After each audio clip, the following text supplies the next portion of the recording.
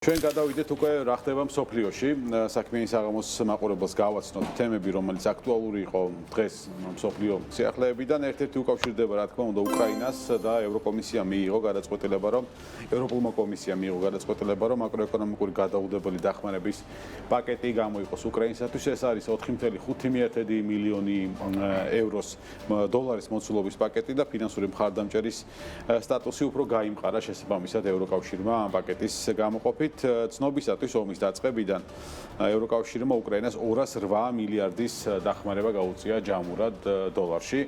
ასევე დამატებით გამოყოფილია 4.5 მილიარდი და ეს 4.5 მილიარდი, ასე ვთქვათ, 21 მილიარდიანი პაკეტის ნაწილია და ის ზურგს დიდი შვიდეულის მიერ შემოღებული მასშტაბით სასესხო პროექტს ერა უმაგრებს. ერა არის პროექტი, რომლის მიხედვითაც ეს დაფინანსებები გამოიყოფა. მარტივად რო განმარტოთ, რაზეა საუბარი, ერა გულისხმობს 52 მილიარდის რუსული აქტივების უკრაინისათვის სესხის სახით მიცემას, რომ არა ერას ინიციატივა ევროკავშირი 4.5 მილიარდის მობილიზებას ასე მოკლედ დროში ვერანაირად ვერ მოახერხებდა. რაც შეეხება გამოყოფილი თანხის მიზნობრიობას, რა თქმა უნდა, მნიშვნელოვანია, როდესაც ამ ტიპის თანხები გამოიყოფა მიზნობრიობა, რაში უნდა დაიხარჯოს. ნაწილი ამ თანხისა მოხმარდება დრონების წარმოებას და ჩვენ ამაზე გქონდა საუბარი, მნიშვნელოვანი რესურსები მიემართება უკრაინაში დრონების წარმოებისათვის, დარჩენილი ნაწილი კი მოხმარდება ბიუჯეტის დეფიციტის შევსებას და სხვა საჭიროებებს გადაუდებელს, რომელიც უკრაინას ფინანსური მიმართულებით აქვს. უკრაინას დახმარებას კიდევ ერთი მხარე გაუწევს, ეს არის ბოლომეტი, რომელიც აპირებს, რომ უკრაინისათვის სტარლინკების გამოყენება დააფინანსოს. აქ საუბარი არის დაახლოებით 30,000-ზე მეტი მიმღები პუნქტის და თავად სატელიტების სერვისის ხარჯის დაფარვაზე, რადგანაც ვიცით, რომ Starlink-ის ინტერნეტი არის ერთ-ერთი ყველაზე მაღალ ტექნოლოგიური ინტერნეტი, რომელიც საერთოდ პლანეტაზე არსებობს, თუმცა ის არის საკმაოდ ძვირადღირებული სამავდროულად და საჭირო არის დაფინანსების გამოყოფა. მართალია, ომის საწყის პერიოდში, როდესაც ილონ მასკმა Starlink-ი ჩაურთო უკრაინას სერვისი იყო უფასო, მაგრამ რაღაც ეტაპის შემდეგ ის გახდა ფასიანი, რადგანაც როგორც მასკი მაშინ ამბობდა, თუ კი გაგრძელდებოდა Starlink-ის ეს უფასოდ მიწოდება უკრაინისათვის, Starlink-ი უბრალოდ თვითონ გაკოტრდებოდა SpaceX-ი. შესაბამისად, ამას მასკი ვერ დაუშვებდა, საჭირო იყო ფინანსური დახმარების გამოყოფა და ამ მიმართულებით პოლონეთმა იყო ჩაღა მარტივად რომ ვთქვათ, რომელიც მომავალშიც გააგრძელებს უკრაინის დახმარებას ამ კრიტიკული მნიშვნელობის სერვისის მიწოდებით, რადგანაც დღეს Starlink-ზე არის დამოკიდებული მთელი უკრაინა, როგორც სამხედრო კუთხით, აგრეთვე ჰოსპიტალების კუთხით, განათლების კუთხით და სამედიცინო საოპერაციო, თუნდაც ბიზნესის მიმართულებითაც ქვეყანაში ყველაზე სტაბილური ინტერნეტი დღეს არის სწორედ Starlink-ის მეშვეობით უზრუნველყოფილი. ამერიკის შეერთებული შტატების პრეზიდენტმა დონალდ ტრამპმა მოაწერა საინტერესო და საყურადღებო განკარგულებას ხელი აღმასრულებელ ბრძანებას, რომლის თანახმადაც კატარზე თავდასხმა, შტატებზე თავდასხმას გაუთანაბრდება და აუცილებელ რეაგირებას გამოიწევს.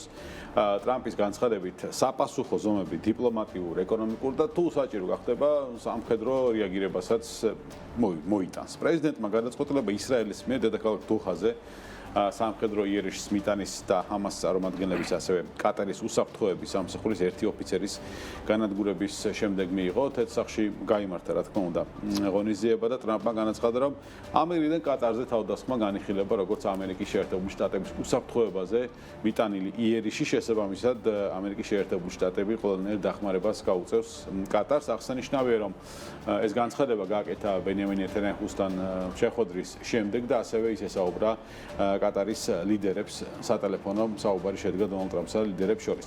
კატარის მთავრობამ ტრამპის გადაწყვეტილება ცხადია, რომ დადებითად შეაფასა და აღნიშნა, რომ ეს ამერიკის მიერ თავდაცვის სფეროში ურთიერთობის გაღრმავების კუთხით უმნიშვნელოვანესი ნაბიჯი იქნება. აღსანიშნავია, რომ შტატების კონკრეტული სამოქმედო სტრატეგია გასაჯერებული არ არის, ანუ არ ვიცით რა შემთხვევაში იქნება ეკონომიკური და დიპლომატიური რეაგირება, რა შემთხვევაში იქნება სამხედრო ძალით ჩართულობა ამერიკის შეერთებული შტატებისა, ან რა ფორმით შეიძლება მოხდეს ეს, თუმცა ფაქტი ერთია, რომ განკარგულება უკვე გამოცემულია, ხელმოწერილია და რეალურად ეს არის მნიშვნელოვანი კატარის თავდაცვის და უსაფრთხოების გარანტიებისთვის. ხო, უსაფრთხოების კიდევ ერთი მნიშვნელოვანი გარანტია მიიღო ბოლო პერიოდში სომხეთმა ამერიკის შეერთებული შტატების მხრიდან, როდესაც ის მისი სტრატეგიული პარტნიორი გახდა და აქვე ასე ვთქვათ, დაიძრა საინტერესო ინიციატივა, რომელსაც რამდენიმე სახელი აქვს, TRIP-ის სახელი ცნობილი, ასევე Trump Route for International Peace and Prosperity, ასე უწოდებენ მას, საქართველოში ზანგეზურის კორიდორს უწოდებთ და რა არის სწორი პასუხი ამ შეკითხვაზე მე პირადად არ ვიცი, თქვენთვის მომინდია მისი განსჯა, ყველანაირი სახელი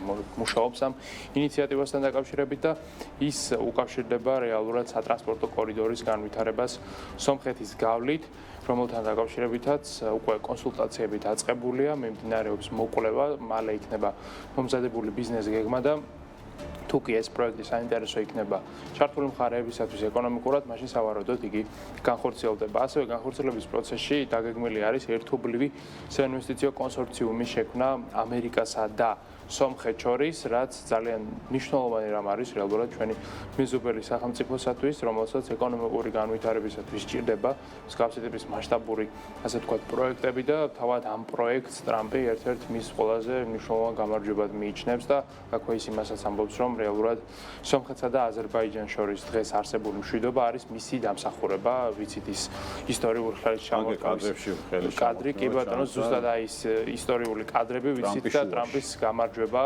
რომელზედაც ის ამბობს, რომ შეიძლება იმსახურებდეს კიდეც ნობელის პრემიას მშვიდობის დარგში, მაგრამ ეს ჯერ ადრეა, კიდევ ბევრ მშვიდობას ნობელის პრემიას ის მიიღებს, ვინც დონალდ ტრამპზე წიგნს დაწერსო და გაგიო პრობლემაო, ესეთი რამე თქვა. ჯობს მე მივიღო, იმიტომ რომ მე ვაკეთებდი იმ საქმეებს, რომელზეც წიგნში იქნებოდა მოთხრობილიო. ეს სრული ციტირება არ არის, მაგრამ ნახოთ ყოველ შემთხვევაში ვინ მიიღებს წელს მშვიდობის დარგში ნობელის პრემიას. ევროზონას რო დაუბრუნდეთ, ევროზონის მასშტაბით ბაზების ზრდის ტემპი არის დაჩქარებული, კერძოდ სექტემბერში წლიური ინფლაციის დონე შეადგინა 2.1%, რაც 0.1% პუნქტით მეტია პროგნოზირებულ მაჩვენებელზე და წინათვის შედეგზე. რაც შეეხება საბაზო ინფლაციას, რომელიც არ ითვალისწინებს სურსათის და ენერგორესურსების ფასებს, დაზუსტებული მონაცემებით აღნიშნული მაჩვენებელი არის 2.3%, რაც პრინციპში შესაბამისობაში ანალიტიკოსების პროგნოზებთან და წინა თვესთან შედარებით უცვლელ შედეგს წარმოადგენს, როგორც ვიცით, ევროზონის ეკონომიკისთვის ერთ-ერთი გამოწვევა ახლა არის ინფლაციის დონე, რომელიც 2.2%-ია, თუმცა მაინც აღემატება პროგნოზირებულ მაჩვენებელს, რომელსაც ანალიტიკოსები მოელოდებიან.